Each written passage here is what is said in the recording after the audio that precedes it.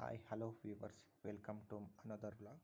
ಇವತ್ತು ನೀವು ತಮ್ನೈಲಲ್ಲಿ ನೋಡ್ದಂಗೆ ಇವತ್ತು ನಾನು ಮೋಟೋ ವ್ಲಾಗ್ನ ಯಾವ ರೀತಿ ಮಾಡಬೇಕು, ಯಾವ ರೀತಿ ಸೆಟಪ್ ಇರಬೇಕು ಅನ್ನೋದನ್ನ ಸಿಂಪಲ್ಲಾಗಿ ಹೇಳ್ತೀನಿ. ನಾನು ಮೋಟೋ ವ್ಲಾಗ್ ಸ್ಟಾರ್ಟ್ ಮಾಡಿದಾಗ 2 ಇಯರ್ಸ್ ಬ್ಯಾಕೆ ನಾನು ಯಾವುದು GoPro 10 ತೊಗೊಂಡಿದ್ದೆ, ಅಡಾಪ್ಟರ್ ತೊಗೊಂಡಿದ್ದೆ, ಸ್ಟ್ರ್ಯಾಪ್ ತೊಗೊಂಡಿದ್ದೆ, ಮೈಕ್ ತೊಗೊಂಡಿದ್ದೆ. ನನಗೆ ಇವ್ರ ಪ್ರತಿಯೊಂದು ಖರ್ಚು ಬಂದು ಸ್ಟ್ರಾಪ್ ಬಂದು 220 ರುಪೀಸು, ಮೈಕ್ ಬಂದು 330 ರುಪೀಸು, ಮತ್ತು GoPro ಅಡಾಪ್ಟರ್ ಬರುತ್ತೆ ಮೈಕ್ ಹಾಕೊಳ್ಳೋಕ್ಕೆ, ಅದು 3500 ರುಪೀಸ್ ಏನೋ ಇತ್ತು. ಮತ್ತು GoPro 10 45,000. ಇದು ನನ್ನ ಬಡ್ಜೆಟ್ ಆಗಿತ್ತು. 2 ಇಯರ್ಸ್ ಮುಂದೆನೇ ಮೋಟೋ ವ್ಲಾಗ್ ಮಾಡಬೇಕು ಅಂತ ನಾನು ಬೈ ಮಾಡಿಟ್ಟಿದ್ದೆ, ಬಟ್ ಅನಿವಾರ್ಯ ಕಾರಣಗಳಿಂದ ಮಾಡೋಕ್ಕಾಗಲಿಲ್ಲ. ಸೊ ನೀವು ಸ್ಟಾರ್ಟ್ ಮಾಡೋದಾದರೆ ಈ ಥರ ಹೆವಿ ಬಂಡವಾಳ ಹಾಕೋಕ್ಕೆ ಹೋಗಬೇಡಿ. ಯಾಕೆಂದರೆ ನೀವು ಅಕಸ್ಮಾತ್ ನಿಮಗೆ ಅಮೌಂಟದ್ದು ನಿಮಗೆ ಪ್ರಾಬ್ಲಮ್ ಇತ್ತಂದರೆ ಸುಮ್ಮನೆ ಪ್ರಾಬ್ಲಮ್ ಆಗುತ್ತೆ, ಪ್ರೆಷರ್ ಬಿಲ್ಡ್ ಆಗುತ್ತೆ. ಯಾಕೆಂದರೆ ರೆವಿನ್ಯೂ ನೀವು ಯೂಟ್ಯೂಬ್ ಮಾಡಿದ ತಕ್ಷಣ ರೆವಿನ್ಯೂ ಜನ್ರೇಟ್ ಆಗೋಲ್ಲ. ಸೊ ಇದು ಸ್ವಲ್ಪ ಸಮಯ ತಗೊಳುತ್ತೆ. ಹಾಗಾಗಿ ನೀವು ಫಸ್ಟು ನಿಮ್ಮ ಹತ್ರ ಏನಿದೆ ಮೊಬೈಲು ಅದರಿಂದನೇ ಸ್ಟಾರ್ಟ್ ಮಾಡಿ. ಮೋಟೋ ವ್ಲಾಗಿಂಗಿಗೆ ನೀವು ಮೊಬೈಲ್ ಮೂಲಕನೇ ಸ್ಟಾರ್ಟ್ ಮಾಡ್ಬೋದು. ಅದಕ್ಕೆ ಏನು ನಿಮಗೆ ಬರುತ್ತೆ ಮೊಬೈಲ್ ಮೋಟೋ ವ್ಲಾಗ್ ಸೆಟಪ್ಪು, ಇದು ನಿಮಗೆ ವಿತಿನ್ 500 ರುಪೀಸ್ ಒಳಗಡೆ ಆಗುತ್ತೆ. ಮೈಕ್ ಒಂದು 300 ರುಪೀಸ್ ಆಗುತ್ತೆ. ಸೊ ನೀವು ವಿತಿನ್ ಬಜೆಟ್ ಒಳಗಡೆ ನೀವು ಮೋಟೋ ವ್ಲಾಗ್ ಸ್ಟಾರ್ಟ್ ಮಾಡ್ಬೋದು. ನೀವು ನಂತರ ರೆವಿನ್ಯೂ ಬರೋಕ್ಕೆ ಸ್ಟಾರ್ಟ್ ಆದಮೇಲೆ ಮಾತ್ರ ನೀವು ನಿಮ್ಮ ಆಕ್ಸಸರೀಸ್ನ, ಗ್ಯಾಜೆಟ್ಸ್ನ ಅಪ್ಡೇಟ್ ಮಾಡ್ಕೊಂಡೋಗಿ. ಇದು ನಿಮಗೆ ಹೆಲ್ಪ್ಫುಲ್ ಆಗುತ್ತೆ. ನಿಮ್ಮ ಮೇಲಿನ ಯಾವುದೇ ರೀತಿ ಪ್ರಾಬ್ಲಮ್ನ ಕ್ರಿಯೇಟ್ ಮಾಡಲ್ಲ, ಒತ್ತಡನೂ ಆಗಲ್ಲ, ಪ್ರೆಷರ್ ಆಗಲ್ಲ. ಈಗ ಯೂಟ್ಯೂಬಿಂದ ನಿಮಗೆ ಅಮೌಂಟು, ರೆವಿನ್ಯೂ, ಪ್ರಾಫಿಟ್ ಬರ್ತಾಯಿಲ್ಲ ಅನ್ನೋದು ನಿಮಗೆ ಆ ಥಾಟಿಂದ ನೀವು ಔಟ್ ಪ್ರೋಸೆಸ್ ಆಗ್ತೀರ. ಸೊ ನೀವು ಕನ್ಸಿಸ್ಟೆನ್ಸಿಯಿಂದ ಸೇಮು ನಿಮ್ಗೆ ಏನು ಅನಿಸುತ್ತೆ, ನಿಮ್ಮ ಡೈಲಿ ವರ್ಕ್ ರೂಟೀನ್ ಏನಿರುತ್ತೆ ಅದ್ರ ಬಗ್ಗೆ ನೀವು ವೀಡಿಯೋ ಮಾಡ್ಕೊಂಡೋಗಿ. ಸೊ ಇದು ಹೆಲ್ಪ್ಫುಲ್ ಆಗಿರುತ್ತೆ. ನಾನು ಅಷ್ಟೇ, ನನಗೆ ಇದು ಮೊದಲನೇದು. ಸೊ ನಾನು ಯಾವ ಥರ ಮೆಂಟಲಿ ನಾನು ತೊಗೊಂಡು 2 ಇಯರ್ಸ್ ಆಯಿತು, ಬಟ್ ಮಾಡೋಕ್ಕಾಗಲಿಲ್ಲ. ನಾನು ಮೆಂಟಲಿ 2 ಇಯರ್ಸಿಂದ ಪ್ರಿಪೇರ್ ಆಗಿ ನಾನು ಇವಾಗ ಶುರು ಮಾಡ್ತಾಯಿದ್ದೀನಿ ವೀಡಿಯೋಸ್ನ ಹಾಕೋಕ್ಕೆ. ಬಟ್ ನನ್ನದು ಇದು ಅರ್ಲಿ ಮಾರ್ನಿಂಗು ನಾನು ಹೋಗ್ತಿರೋ ಕಾರಣ ಸ್ವಲ್ಪ ರೋಡು ಸರಿ ಇಲ್ಲದ ಕಾರಣ ಸ್ವಲ್ಪ ಸ್ಟೆಬಿಲಿಟಿ ಇಲ್ಲ ವೀಡಿಯೋ. ಸೊ ಅದನ್ನು ನೀವು ಏನೂ ಅಂದ್ಕೋಬೇಡಿ. ನೆಕ್ಸ್ಟ್ ನನ್ನದು ಇನ್ನೂ ಕೆಲವು ವೀಡಿಯೋಗಳಿದ್ದಾವೆ, ಅವನ್ನ ನೀವು ನೋಡಿದ್ರೆ GoPro ವಿಸಿಬಿಲಿಟಿ, ಸ್ಟೇಬಿಲಿಟಿ, ವಿಷುವಲ್ ಯಾವ ರೀತಿ, ಸೌಂಡ್ ಕ್ವಾಲಿಟಿ ಯಾವ ಥರ ಇದೆ ಅನ್ನೋದನ್ನು ನೀವು ನೋಡ್ಬೋದು.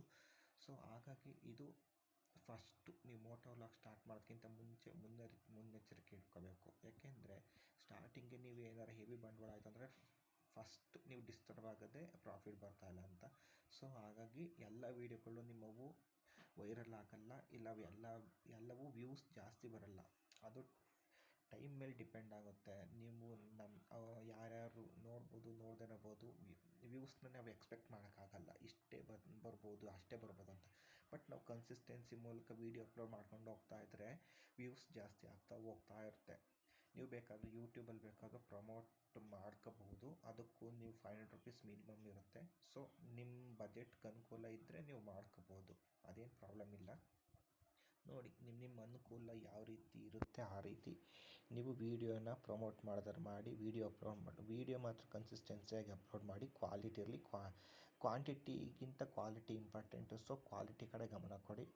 ಜಾಸ್ತಿನ ವೀಡಿಯೋ ಅಪ್ಲೋಡ್ ಮಾಡಬೇಕು ಅನ್ನೋ ಕಾರಣಕ್ಕೆ ಹತ್ತತ್ವ ಮಾಡೋಕ್ಕೆ ಹೋಗ್ಬೇಡಿ. ನಾನು ಅದೇ ತಪ್ಪು ಮಾಡಿದ್ದೀನಿ. ಈಗ ಆಲ್ರೆಡಿ ನನ್ನದು ನನ್ನ ಯೂಟ್ಯೂಬಲ್ಲಿ ನೋಡ್ಬೋದು, ಕ್ವಾಲಿಟಿಗಿಂತ ಕ್ವಾಂಟಿಟಿ ಜಾಸ್ತಿ ಮಾಡಬೇಕು ಅನ್ನೋ ಕಾರಣಕ್ಕೆ ಸುಮಾರು ಅಪ್ಲೋಡ್ ಮಾಡಿದ್ದೀನಿ. ಸೊ ನಾನು ಡೈಲಿ ಒಂದೊಂದು ಶಾರ್ಟ್ಸ್ ಅಪ್ಲೋಡ್ ಮಾಡ್ತೀನಿ ಅಷ್ಟೇ, 1 or 2 ವೀಡಿಯೋ ಮಾತ್ರ ವೀಕ್ಲಿ ಒಂದು. ಈಗ ಶುರು ಮಾಡಿದ್ದೀನಿ ಲಾಸ್ಟ್ ವೀಕಿಂದ. ಸೊ ನೀವು ನಿಮ್ಮ ಅಕಾರ್ಡಿಂಗ್ ಟು ಯುವರ್ ಪ್ಲಾನ್ ಯಾವುದ್ರ ಮೇಲೆ ನಿಮ್ಮ ಕಾನ್ಸಂಟ್ರೇಟ್ ಮಾಡಬೇಕು ಅನ್ನೋದನ್ನ ನೀವು ಥಿಂಕ್ ಮಾಡಿ. ನೀವು ಯಾವುದರಲ್ಲಿ ಚೆನ್ನಾಗಿದ್ದೀರಾ, ಯಾವುದ್ರಲ್ಲಿ ಸ್ಕಿಲ್ಫುಲ್ ಆಗಿದ್ದೀರಾ, ಸೊ ಅದ್ರ ಬಗ್ಗೆ ವೀಡಿಯೋ ಮಾಡಿ. ಇಟ್ ಕ್ಯಾನ್ ಕ್ಲಿಕ್ ಆಗ್ಬೋದು ನಿಮ್ಮದು. ಯಾಕೆಂದರೆ ಪ್ರತಿಯೊಬ್ಬರದ್ದು ಇಂಡಿವಿಜುವಲ್ ಸ್ಕಿಲ್ ಆಗಲಿ, ಟ್ಯಾಲೆಂಟ್ ಆಗಲಿ ನಮಗೆ ಗೊತ್ತಿಲ್ಲ. ನಂದ್ರ ಬಗ್ಗೆ ನಾನು ಮಾತ್ರ ಹೇಳ್ಬೋದು.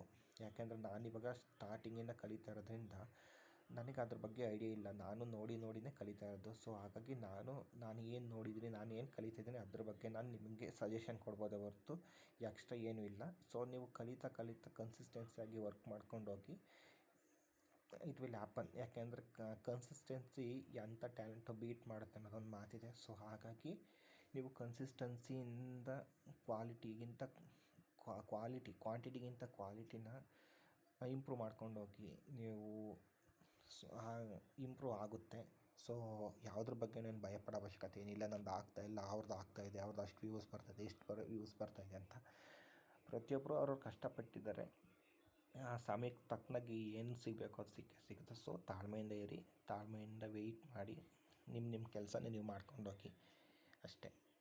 ಅದು ತಾನಾಗೇ ಆಗುತ್ತೆ ತಮ್ಮ ಕೆಲಸ ತಮ್ಮ ಟೈಮ್ ಬಂದಾಗ ಅಷ್ಟೇ. ಆರಾಮಾಗಿ ತಲೆ ಕೆಡ್ಸ್ಕೊಳಕ್ಕೆ ಹೋಗ್ಬೇಡಿ ಯಾವುದ್ರ ಬಗ್ಗೆನೂ. ಆರಾಮಾಗಿ ನಿಮ್ಮ ಕೆಲಸ ಮಾಡ್ಕೊಂಡು ನೀವು ವೀಡಿಯೋ ಅಪ್ಲೋಡ್ ಮಾಡ್ಕೊಂಡು ಹೋಗಿ ನಿಮ್ಮ ಕೆಲಸ ಮಾಡಿ. ಕ್ವಾಲಿಟಿ ಕೊಡಿ, ಕ್ವಾಂಟಿಟಿ ಕೊಡಿ, ಕಂಟೆಂಟ್ ಕೊಡಿ. ಜನರು ಎಂತೆಂಥವ್ರಿಗೂ ಸಪೋರ್ಟ್ ಮಾಡ್ತಾರೆ, ನಿಮಗೂ ಸಪೋರ್ಟ್ ಮಾಡ್ತಾರೆ, ನಮಗೂ ಸಪೋರ್ಟ್ ಮಾಡ್ತಾರೆ. ಅದ್ರ ಬಗ್ಗೆ ಯಾವುದೇ ವರಿ ಬೇಡ. ಸೊ ಇದು ಇವತ್ತಿನ ವೀಡಿಯೋ ಆಗಿತ್ತು. ಇಷ್ಟ ಆಗಿದ್ದರೆ ಲೈಕ್ ಮಾಡಿ. Thank you.